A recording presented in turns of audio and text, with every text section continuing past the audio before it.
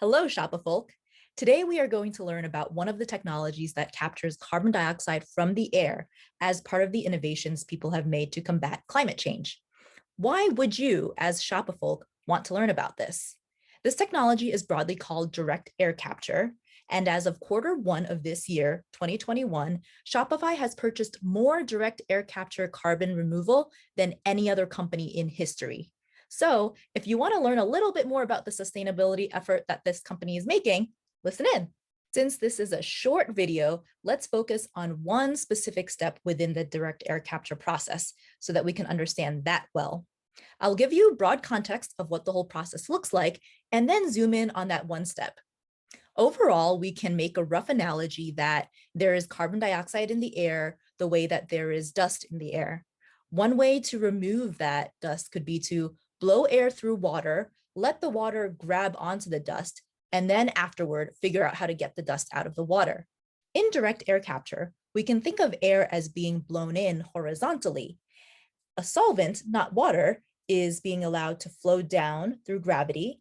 When the two interact, a chemical reaction happens such that a salt is made, or some scientists may say a carbonate is made. Then there are later steps to process that carbonate in order to release the carbon dioxide that's been captured in it so that it can be stored permanently, for instance, away. In today's episode, we are going to learn specifically about that step when the air interacts with the solvent and two specific considerations that play into making that interaction most effective. In this interaction, we want to maximize the carbon dioxide that is being removed from the air, which means we want to maximize the carbon dioxide that makes contact with the solvent. In this rudimentary demonstration, I stuck a piece of paper in here because you can see that it is limp right now.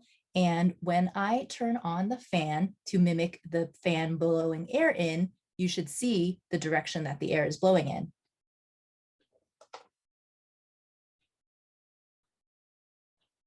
And now we see it's blowing this way. I have water, and let's imagine it is solvent that's, say, coming out of a faucet from up top. So imagine this being a coarse faucet where the water is coming out in one gush.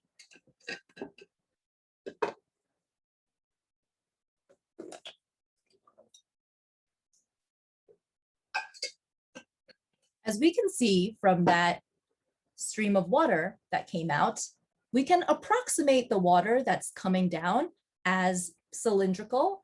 And in that sense, it has a radius. And in that border, what's happening is that the air that is being blown over here hits that border and slows down. So in academic papers, we might see this described by scientists as the air experiencing a pressure change, meaning that the air is being blown in and then it hits this obstacle, which is the solvent. Because of that obstacle, we have to use a lot of energy to blow that air in very forcefully. One way is to decrease that obstacle by having the water come down not in that one gush, but make it spread out more. What if the water came down through some sort of sieve, like this?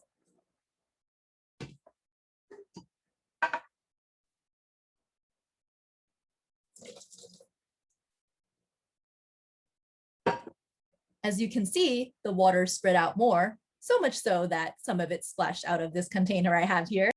In life size, what professionals usually do is that they have some sort of packing material, sometimes made out of PVC, that helps to achieve this. Let me turn off the fan. Another consideration is, how do we continue to maximize that contact between the carbon dioxide and the solvent by thinking of how the solvent travels as it goes down? When I poured, more or less, the water simply fell down by gravity, and we can think of it as we're hoping for those lucky situations when the carbon dioxide in the air is able to meet the water. How can we create more opportunities for this? Let's imagine, what if there were a structure here, like so, such that when the solvent was rolling down, it could roll down all of these surfaces.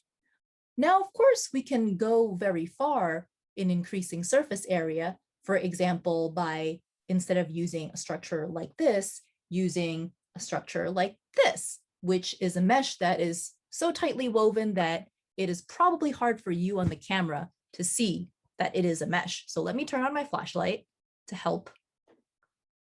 Okay, so this is a mesh and it further increases surface area. However, when we think back to consideration number one, it will also increase the effect that the air meeting it feels like it's meeting an obstacle. We have discovered two considerations and the trade-off that they imply. One is that we want the solvent to travel in a dispersed way so that we decrease the air feeling like it's hitting an obstacle.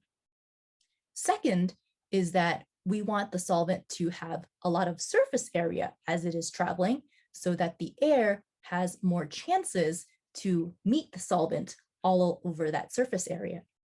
Well-designed packing material is not so dense so that we fail on the first condition, but also has enough surface area so that we can help meet the second condition. Education is very much about engaging conversation and not about one person hoarding knowledge and then imparting it to someone else in one direction. If I have done my job well at all today, you may have further questions, such as about this step specifically.